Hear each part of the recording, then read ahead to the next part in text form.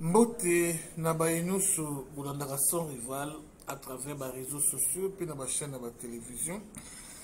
Ya solo kanda pe kanda makasi latinga ina sens nini.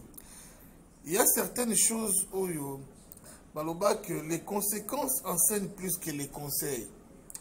Quelque part conseil batumusu bayoka na bango ngote. Esengaka il faut bokende na bitumba. Makambo solution nango ezomaka na bitumba. Tango bobundi après boye koyokana. Misusu solution nango ezomaka na dialogue. Na masolo kaka dialogue bozu peut solutionner baloba dans un choc d'idées. Jaillit la lumière. Makambo misusu solution nango ezomaka na ba façon ebelé. Lokola makambo na biso ya Congo, Congolais aza habitué na bozoba mingi. Niveau oyo batu bakomi na yango ya kokosela papa mokonzi makambu kolukaliwa na ye, ce n'est pas bon, ce n'est pas bien. Président Fachi est en très bonne santé. À Bruxelles, il en a profité pour faire la check-up pour la santé parce que Moutounio sonne à Zaboui. Alors on a quelque chose de spécial à Kaye, malaise dans l'autre, babissou bazan estomac et dérange à Kabango. Babissou suis à tension, babissou suis à la donc moi ba malade mais qui babissou suis à hémorroïde, babissou moi ba dérangement mais qui à la mais on en a dramatisé. Oyo musu za la Afrique décide à lobby buzoba. Oyo musu qui ruine maïs, ceux qui za angolais na ebakate, ceux qui za mozambiquais, ceux qui botswanais et longi wana zelongi ba congolais. Batu ba lobby. Alors moi personnellement n'a préféré bana ya Fachi comme ba congolais nyoso té, mais les fous du roi il faut baso ba disposition contre certains anti-valeurs et que ça la bien makasi parce que trop c'est trop cette démocratie et même les biso quelque part bozo ba mingi yo oyo ozana vaccin ya Fachi béton yo oyo ozali force du progrès yo oyo ozali fou du roi ndeko nanga bakotinda yo te pour réagir na likambo eza babe papa moko te ya malamu oya kolamuka asi bana na ye bokendo bunda bafingi ngai pa ba voisin bokendo bunda bafingi pa ba voisin non il va appartenir na conscience ya bana ki ba voisin ba manquer papa. Alors nous devons réagir parce que trop c'est trop. Afrique du Sud ba petit nanga Al-Qaïda respect nazoya bon comprendre ba combattant divagation Elias commandant Anderson yolo barabien l'homme qui parle bien ba combattant nyonso ya Afrique du Sud vraiment bon rejoindre idéologie trop c'est trop.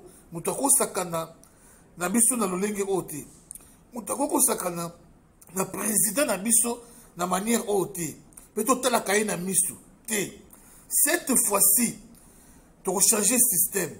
Je parle des fous du roi, je parle des fous du chef, je parle des fous de Fachi. Mutatindi biso azati, mutatindi nga azati. Président atindi ngati. Alors ndeko soki osepe na likanisi wana kota na kati ya masolo oya ko déborder biso pe to ko déborder. Alors trop c'est trop et l'équipe mingi yozo souhaiter liwa ya Fachi okufa no avant Fachi o matoki to okufa no avant Fachi peut-être 50 ans avant Fachi pour nzemba ko to la Fachi sur 50 ans Fachi na génération oyo il sera le plus vieux batu nyos ba okufa me ya okufa neti sikote okebi peut-être yesu aroya Fachi azaka kan vie. Alors kosoka no makanisa mabete pe pouvoir abotama nango eza na makila eza be foro sala na te ba mensonge matin midi soir na ba WhatsApp na ba Facebook yango ndeko longola Fachi na bokonzi te.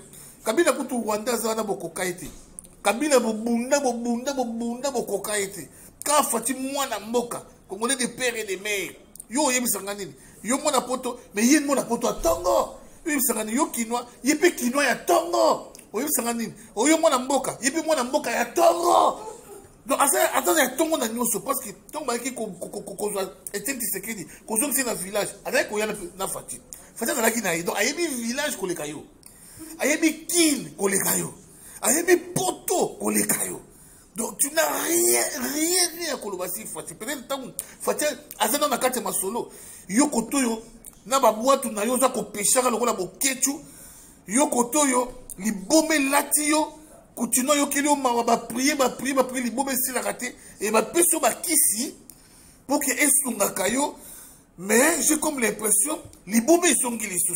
Alors meilleure façon il faut te posséder car le lenge na zolo ba wana. Al-Qaïda, j'ai confiance. Ma petite nanga, il respect. Il y a solo base. La Kenmer, j'ai confiance. Donc, ma solo est au zonga. Ça arrive à la zone ya Djoubou. Ma solo est au zonga. Et au zonga, il y a jeté. Bien, moi, bon comprendre. Ma solo est au zonga. Au meki, à au sepeli. Au meki, peut vraiment sepeli. Parce que tout le monde a fait une botate. Hein? Pendant qu'il y a un bana na yé ba foudi wa par ba congolais tout wa bana mais bano ya yépé vraiment bazali tout le temps encaissé kufinga koloba buzoba ya lokuta ça n'est trop soko koluka base na yo luka base na makamu susu luka base na makamu ba idorsi ala sakasima luka base na nganga na mukio na so mobala idorsi luka base na makamu susu mais koluka base na yo na ba lokuta ya makamu fatiti. Ça n'est trop.